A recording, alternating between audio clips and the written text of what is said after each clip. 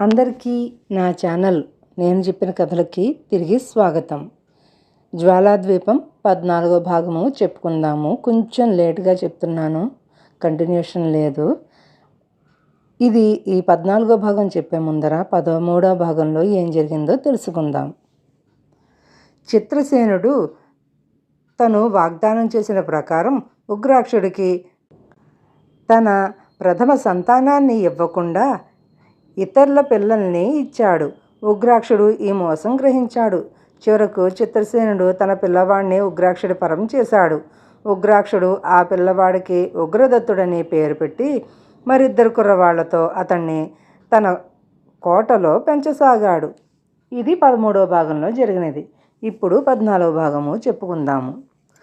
5 ఏళ్ల వయసు వరకు రాజభోగాలతో సుకుమారంగా పెరిగిన చిత్రసేనుడి కుమారుడు రాక్షసుడైన ఉగ్రాక్షుడి కోటలో ఉగ్రదత్తుడనే పేరుతో పెరగసాగాడు. అతడికి తోడుగా ఉంటూ ఆటపాటల్లో పాల్గొనేందుకు దొంగిలించుకు రాబడిన పల్లెబార్లకు ఉగ్రాక్షుడు రుద్రుడు, అరుద్రుడు అని పేరు పెట్టాడు. ఈ ముగ్గురు రాక్షసుల నడుమ తక్కిన రాక్షస బాలులతో పెరిగి పెద్దవారవుతూ వచ్చారు. రోజులు, వారాలు, నెలలు, సంవత్సరాలు గడిచిపోతున్నాయి. చూస్తుండగానే 15 సంవత్సరాలు గిర్రున తిరిగాయి. ఉగ్రాక్షుడు తన నాయకత్వం కింద ఉన్న రాక్షసులను హింసావృత్తి మాంచి నాగరికులను చేసేందుకు వాళ్ల చేత అడవి నరికించి వ్యవసాయపు పనులు చేయించసాగాడు. కానీ వాళ్లకు భూములు దున్నేందుకు, పండిన పంటలను ఇళ్లకు చేర్చేందుకు మామూలు ఎడ్లు, దున్నపోతులు పనికి రాలేదు. మహాకాయులు, బలశాలులు అయిన వాళ్ల చేతుల్లో మనుషులు ఉపయోగించే ఈ పశువులు ఎందుకు అక్కరకు రాకుండా పోయాయి. ఈ కారణం చేత వాళ్ళు ఏనుగులను, ఒంటెలను, ఖడ్గమృగాలను నాగళ్లకు, బండ్లకు కట్టి వ్యవసాయపు పనులు చేయసాగారు. ఇది అడవిలో ఉన్న గ్రామాల్లో నివసించే ప్రజలకు ఎంతో ఆశ్చర్యాన్ని, అబ్బురపాటును కలిగించింది. రాక్షసులు నరమాంస భక్షణ, గ్రామాల మీద పడి పశువులను దొంగిలించుకుపోవడం మాని ఈ విధంగా వ్యవసాయదారులైనందుకు వాళ్ళెంతగానో సంతోషించారు. ఈ అన్ని కారణాల వల్ల చిత్రసేనుడు పాలిస్తున్న కపిలపుర రాజ్యం సర్వ సంపదలతో తొలతూగుతూ వచ్చింది. ఇప్పుడు ఉగ్రదత్తుడు, అతడి చెలికాళ్ళైన రుద్రారుద్రులు 20 ఏళ్లు నిండిన నవ యవ్వనులు. వాళ్ళు కత్తిసాము, గుర్రపు స్వారీ, ఈట విసరడం, ధనుర్బాణాలు ప్రయోగించడంలో గొప్ప నిపుణులు అయ్యారు. వాళ్ళు ఉగ్రాక్షుడి ద్వారా ఒకప్పుడు కపిలపుర రాజ్యంలో పెద్ద సంక్షోభం కలిగించిన జ్వాలాద్వీపపు పులిరాయుళ్లను వారి గురించి విన్నారు. ఈనాటికి ఆ పులిరాయుళ్ళు భయంకర పక్షుల మీద ఎక్కి అప్పుడప్పుడు రాత్రి వేళలా మన రాజ్యంలో కనిపిస్తూ ఉంటారు. గత 15 సంవత్సరాలుగా వాళ్ళు రాజ్యంలో చేసిన దుండగం ఏమీ లేదు. వాళ్ళ నాయకుడిగా ఇక్కడికి వచ్చిన కరవీరుడు ద్రోహి నాగవర్మ మనకు చిక్కకుండా పారిపోయారు అని చెప్పాడు ఉగ్రాక్షుడు. ఉగ్రాక్షుడి ఈ మాటలు హెచ్చరిక ఉగ్రదత్తుడి మనసులో బాగా హత్తుకుపోయాయి. ద్రోహి నాగవర్మ, అతడి అనుచరుడు కరవీరుడు జ్వాలాద్వీపంలో ఉన్నారో లేదో అన్న సంగతి ఇదమిత్తంగా తెలుసుకుంటే, అంతంత మాత్రంగా తెలుసుకుంటే తప్ప రాజ్యానికి క్షేమం లేదని అతడు నిర్ణయించుకున్నాడు. ఈనాటికి రాజ్యంలో జ్వాలాద్వీపవాసులు అప్పుడప్పుడు కనిపిస్తూ ఉన్నారంటే దాని అర్థం ఆ క్రూరులు ఈ కపిలపుర రాజ్యాన్ని గురించి పూర్తిగా మర్చిపోలేదన్న మాట. ఉగ్రదత్తుడు తన స్నేహితులైన రుద్ర, అరుద్రులతో సంప్రదించి ఒక పథకం వేశాడు. అదేమిటంటే, రాజ్యంలో రాత్రివేళ చెదురుగా అక్కడా ఇక్కడా కనబడే జ్వాలాద్వీపవాసుల్లో ఒకడిని ప్రాణాలతో పట్టుకోవటం. అలా ఒకడు దొరికినవాడు వాడి ద్వారా ప్రస్తుత జ్వాలాద్వీప స్థితిగతులు తెలుసుకోవచ్చు. ద్రోహి నాగవర్మ, కరవీరుడు సజీవులో కాదో గ్రహించవచ్చు. ప్రాణాలతో ఒక జ్వాలాద్వీపపు పులిరాయుడిని పట్టుకోవాలంటే అరణ్యంలో ఉన్న ప్రజలు, రాక్షసులు సహకరించాలి. ఏదైనా పెద్ద బహుమానం ప్రకటిస్తే వాళ్ళు అన్నిటికీ తెగించి రేబవలు కాపలా కాసి ఒక్క పులిరాయుడినైనా తప్పక పట్టుకు తీరుతారు. ఉగ్రదత్తుడు ఈ విషయం తన పెంపుడు తండ్రి అయిన ఉగ్రాక్షుడితో మాట్లాడాడు. ఉగ్రాక్షుడు వెంటనే అంగీకరించాడు. పులిరాయుణ్ణి ప్రాణాలతో పట్టి తెచ్చిన వాళ్లకు 1,00,000 బంగారు కాసులు ఇస్తామని చాటింపు వేయించు. పోయిందేముంది? మన కోటలోని నేలమాళిగల్లో బంగారం మూలుగుతున్నది అన్నాడు ఉగ్రాక్షుడు. ఉగ్రదత్తుడు అడవిలోని జనావాసాల్లో రాక్షసులు నివసించే కొండ చర్యల్లో చాటింపు వేయించాడు.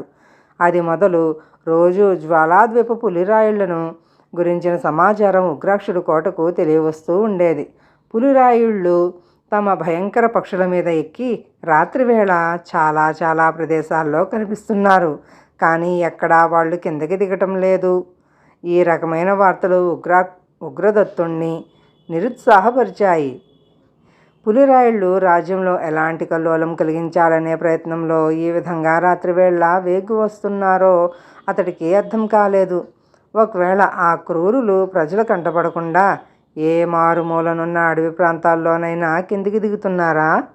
ఈ అనుమానం తీరాలంటే తనే స్వయంగా రాత్రివేళల్లో అడవిలోకి పోయి ఏదో ఒక ఎత్తైన ప్రదేశాన్ని నుంచి కాపలా కాయాలి. ఉగ్రదత్తుడు ఈ నిర్ణయానికి రాగానే రుద్రుడు, అరుద్రుడు కూడా అతడి వెంట వచ్చేందుకు ఉత్సాహకరపరిచారు. ఒకనాటి సూర్యోదయం వేళ ముగ్గురు కోట వదిలి గుర్రాల మీద అరణ్యంలోకి బయలుదేరారు.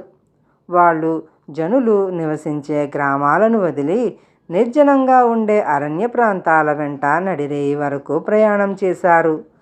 ఆ సరికి ముగ్గురు అలసిపోయారు. తిరిగి తిరిగి ముగ్గురు అలసిపోయారు. గుర్రాలు బాగా అలసిపోయి ఉన్నాయి.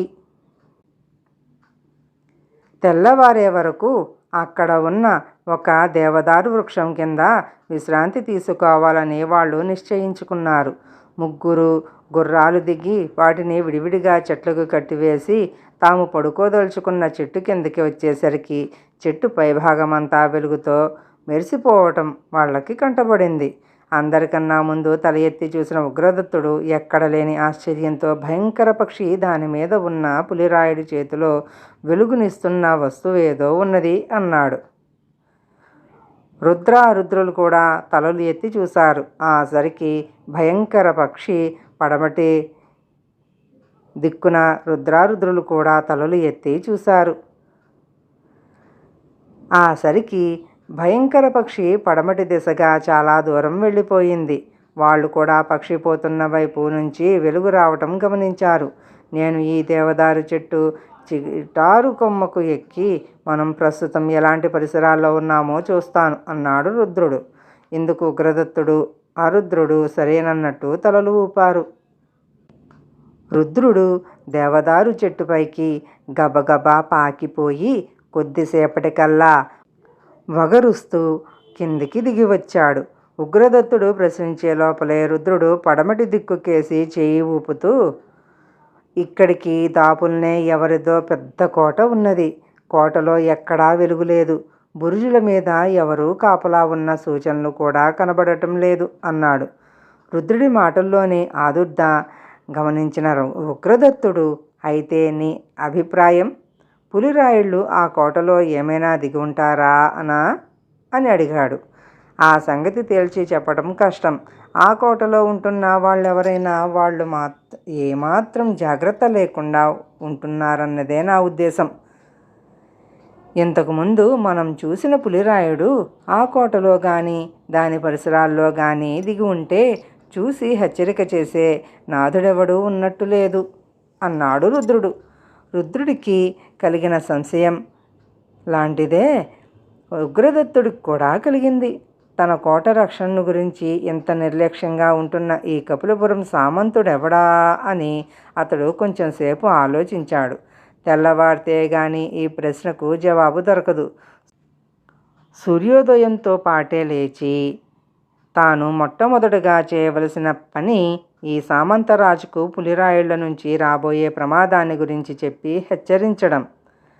తరువాత కొద్దిసేపటికల్లా ప్రయాణ బడలికతో నీరసించి ఉన్న ఉగ్రదత్తుడు, అతడి స్నేహితులు చెట్టు కింద ఒళ్ళు మరచి నిద్రపోయారు. సూర్యోదయం కాగానే అడవిలో జంతువులు, పక్షులు చేసే కలకలం వింటూనే వాళ్ల గుర్రాలు పెద్దగా సకిలించి గిట్టలతో భూమిని మోదసాగాయి. ఆ చప్పుడుకు ఉగ్రదత్తుడు, రుద్రారుద్రులు ఉలిక్కిపడి లేచి కూర్చున్నారు. ఇప్పుడు అరణ్యమంతా తెల్లని వెలుగుతో నిండిపోయినది. ఆకాశాన్ని అంటుతోన్న పెద్ద పెద్ద మానులు, వాటి నుంచి వేలాడుతున్న పొడుగాటి ఊడలు, వాటిని ఆధారం చేసుకుని ఒక చెట్టు మీద నుంచి మరొక చెట్టు మీదకి ఉరుకుతున్న కోతులు, రంగురంగుల పక్షులు, అంతా ఎంతో మనోహరంగా ఉన్నది. ఈ ప్రాంతం మనం ఉండే అరణ్య ప్రాంతం కన్నా ఎంతో ఆనందంగా ఉన్నది అన్నాడు ఉగ్రదత్తుడు. అందుకనే ఈ సామంతరాజెవరో ఇక్కడ కోట కట్టుకుని ఉంటాడు. పులిరాయుళ్లకు కూడా ఈ మారుమూలనున్న అరణ్య ప్రాంతం మరెవరికంటా పడకుండా దాక్కోవటం కష్టం కాదు అన్నాడు రుద్రుడు. పులిరాయుళ్ల పేరు వింటూనే ఉగ్రదత్తుడు లేచి నిలబడ్డాడు. అతడితో పాటు స్నేహితులిద్దరూ కూడా లేచి నిలబడి, కోటకేనా ప్రయత్నం? గుర్రాన్ని తెమ్మంటావా అని అడిగాడు. గుర్రాలెందుకు? కోట సుమారుగా ఎంత దూరంలో ఉంది అని అడిగాడు ఉగ్రదత్తుడు. పావుకోసుడు దూరం కూడా ఉండదని నా నమ్మకం. అయినా నేను చీకట్లో చెట్టు మీద నుంచి చూశాను. నేను ఊహించిన దానికన్నా ఎక్కువ దూరం ఉండినా ఉండవచ్చు అన్నాడు రుద్రుడు. ఎంత దూరం అయితే మనకేం, గుర్రాలెక్కండి అన్నాడు ఆ రుద్రుడు. ముగ్గురు గుర్రాలు కట్టివేసి ఉన్న చెట్టు దగ్గరికి వెళ్ళి వాటి తాళ్ళు విప్పుతున్నంతలో అల్లంత దూరం నుంచి పెద్దగా ఆర్తనాదం వినబడింది. అది వింటూనే స్నేహితులు ముగ్గురు నిశ్చేష్టులయ్యారు. ఆ ఆర్తనాదం చేసినది ఒక స్త్రీ కంఠం.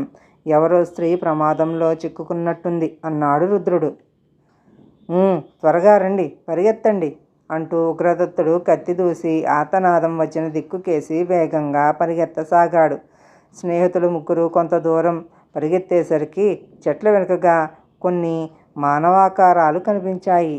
మరి కొంత దూరం ముందుకు వెళ్ళేసరికి పట్టు వస్త్రాలు ధరించి సర్వాభరణాలతో ఉన్న ఒక యవ్వనవతిని నలుగురు పులిరాయుళ్ళు పట్టుకునేందుకు చేసే ప్రయత్నం వాళ్ళ కంటపడింది. ఆమె వెంట ఉన్న దాసీలు పులిరాయుళ్లకు చిక్కకుండా పారిపోయేందుకు ప్రయత్నిస్తూ రక్షించండి, రక్షించండి అని కేకలు పెడుతున్నారు. భయం లేదు, వస్తున్నాం అంటూ ఉగ్రదత్తుడు, రుద్రారుద్రులు కేక పెట్టారు.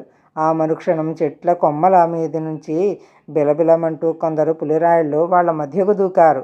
ఉగ్రదత్తుడు, అతడి స్నేహితులు ఈ అనుకోని దాడికి నిశ్చేష్టులై తెప్పరిల్లే లోపలే పులిరాయుళ్ళు వాళ్లను నిరాయుధుల్ని చేసి తాళ్లతో కాళ్ళు చేతులు బిగించి భయంకర పక్షుల కేసి లాక్కుపోయారు. కథ ఇంకా ఉంది.